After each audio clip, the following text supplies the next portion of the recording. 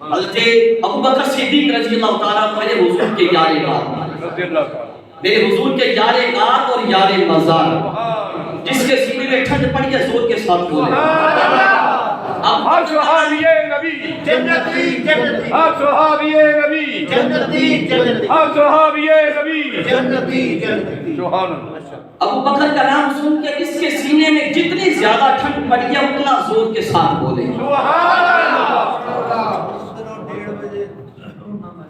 حضرت ابو بکر صدیق رضی اللہ تعالیٰ عنہ آپ فرماتے ہیں کہ اسی غزوہ احد والے دن، غزوہ احد کے موقع پہ میں حضور کی بارگاہ میں حاضر ہوا، تو آقا کریم نے فرمایا اپنے چچا زاد بھائی حضرت طلحہ بن عبید اللہ کے پاس جاؤ۔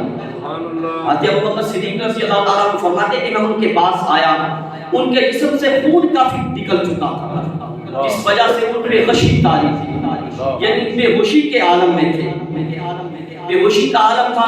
فرماتے ہیں حضرت ابو بکر صدیق میں نے ان کے چہرے پہ پانی کے چھینٹے مارے، جب چھینٹے مارے تو ان کو ہوش آیا، بے ہوشی عالم بے ہوشی سے باہر آئے، ہوش میں آئے تو فرماتے ہیں پہلا جملہ کیا تھا، ادھر ہوش میں ادھر پوچھنے لگے بتاؤ حضور کا کیا حال ہے، تو عالم سے کرتی ہے بیگانہ دل، عجب چیز ہے لذت عاشق۔ سمجھ نہیں آیا آپ کو میرا خیال؟ جس کو سمجھ آیا وہ زور کے ساتھ بولے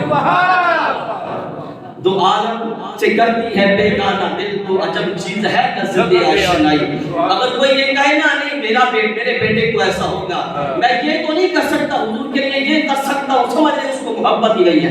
یہ کلندر لاہور نے فتویٰ سنا دیا ہے، تو عالم سے کرتی ہے بیگانہ، عجب چیز ہے لذت آشنائی۔ جس کو محبت ہوتی ہے پھر وہ اپنے آپ کو بھی بھلا دیتا ہے، وہ اپنا آپ ہی نہیں دیکھنا، دیکھ لو کہ غشی کی حالت ہے، خون اتنا نکل چکا کہ بے ہوش ہے، جب ہوش آیا تو محبوب کا ہی پوچھا۔